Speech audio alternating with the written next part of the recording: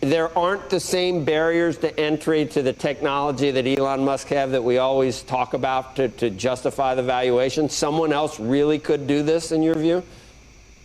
Well, look, there's a Well, check it out. For him to say that someone else can do it, manufacturing electric vehicle is not easy. You know, you see the troubles that Elon Musk had to deal with. You see what happened to other companies, Nikola being one of them. And if it was that easy, GM and all those other more established brands, they would have done it already, you know. But they're taking baby steps. Elon Musk started out as a EV company, you know, as an EV manufacturer of vehicles, and he has gone through a lot of trouble, through a lot of spending a lot of money, through a lot of heartaches and pains, you know, and for him to say that it's harder for Apple, who is mainly a laptop, iPad, and iPhone company, to just get in and manufacture their own vehicle. It's not that easy.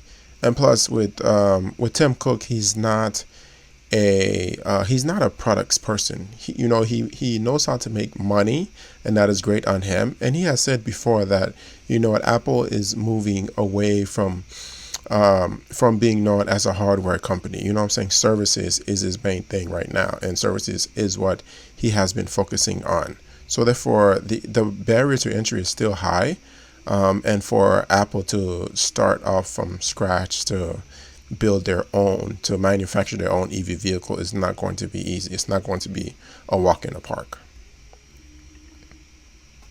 there's a history at Apple and at Tesla of doing innovative things with limited resources. So the Model S at Tesla itself was developed for an R&D budget, we think, of $100 million. Typically, cars are often billions of dollars to develop.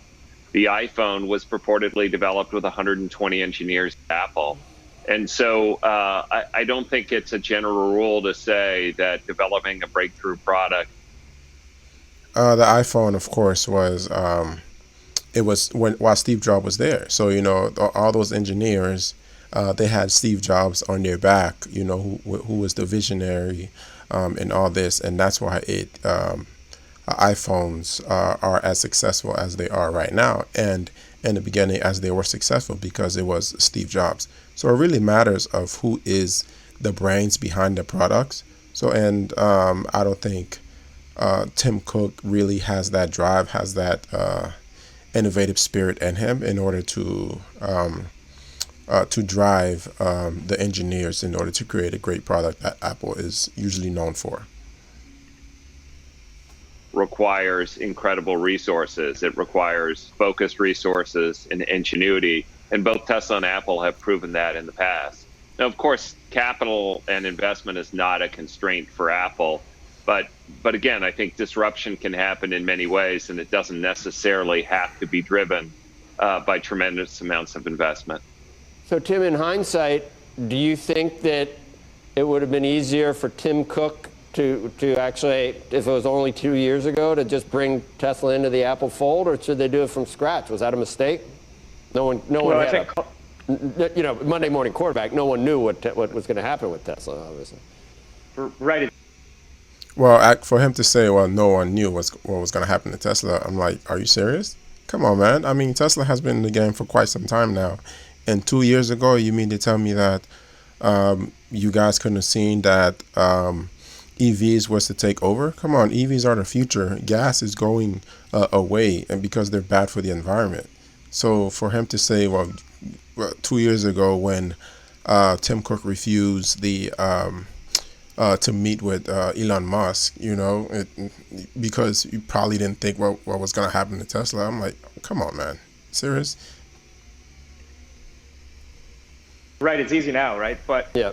One thing about Apple, they don't have a large history of making these huge kind of purchases. You can think of Beats, for example. This would have been, $60 billion. And, one of the issues for Apple would have been the cultural melding of these two companies. While Tesla is very much a tech, kind of like Silicon Valley-like operation, it's much different than the way Apple operates. I mean, with Apple having this much money in cash on hand, it doesn't mean that they'll be successful as an EV manufacturer. You can have all the money in the world, and the truth is, who's the leader? Who's the person driving? Who's driving the bus and says, okay, well, this is where it's supposed to be? Who is the visionary and saying, this is how I see the company a couple years down the line, and this is where the world is going to be. And Tim Cook does not have that with him. Operates. Maybe it's more like the Apple of back in the day with Steve Jobs, where they had this very charismatic founder there. But totally different kinds of companies, and that would have been a challenge. That said, getting going on a car company, getting going on a new vehicle production, while Tesla has shown that it can do it, it is still incredibly complicated. And part of the reason why Tesla was in such dire straits in 2018 was because it was costing so much money to ramp up production. And there's just problem after problem. And it is incredibly difficult. I agree with him here. It's not easy. You know what I mean? You can have all the money in the world, but if you don't have the brains, the know-how, and the vision to see where this company can go and where it's going, you're going to run out of money, So no amount of engineers can put this thing together. And as he was saying, Elon Musk struggled a lot. It wasn't easy. It wasn't a walk in the park for him, but he made it through. And I don't believe that's where Apple is going to be, and I don't believe that's where their bread and butter is. And even experienced automakers such as Ford and GM struggle with the launch of new products. So, that would have been, that would be, and that will be an issue for Apple, even with all of its strengths. Yeah. So, Tony, just in terms of stocks, Apple versus Tesla, Ford versus Ferrari, Apple versus Tesla, what's going to perform next year? What isn't encumbered by the law of just large numbers and just being just worth so much more than it was 2 years ago?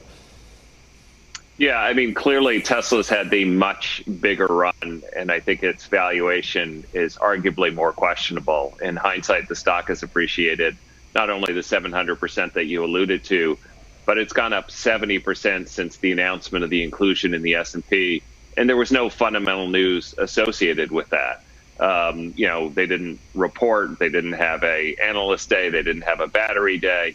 It was a lot of it, we believe, was driven by inclusion in the S&P. So I am worried about Tesla's valuation at these levels.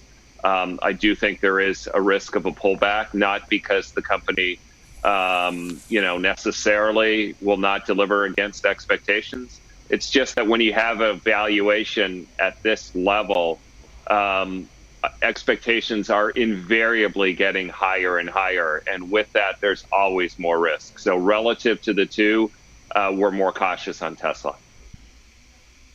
And I definitely agree with what he's saying. I'm saying? It's okay to be cautious on Tesla, but as far as Apple going into the manufacturing of EVs market, it's not a good idea. But the truth is, we would have to see. It might work for Apple if they were to partner up with someone that's already established in the EV. Maybe I don't know what. Apple's a luxury brand, so therefore they're just not going to partner with anyone. So that would be a better bet for them if they try to take on Tesla and all these other competition in manufacturing and EV automobile. I think it's just they're setting themselves up for fail. And I don't believe that Tim Cook is one that really wants to go in that direction, and I don't think he is motivated enough to get a share of that market. So what would be better for them is to partner up with someone. Absolutely.